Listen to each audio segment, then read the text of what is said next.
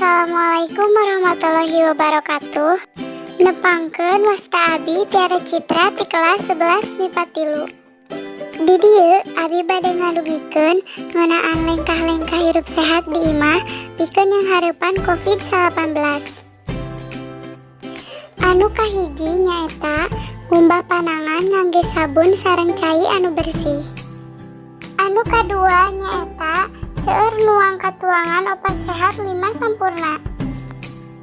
Anu katilu nyaeta ngajaga daya tahan awak atau imunitas awak. Anu kaopat nyaeta olahraga secara rutin di imah. Anu terakhir nyaeta nerapkeun physical distancing minimal 1 meter sareng ngangge masker upami nuju di luar. Sakitu wae, hatur nuhun kasadayana. Wassalamualaikum warahmatullahi wabarakatuh.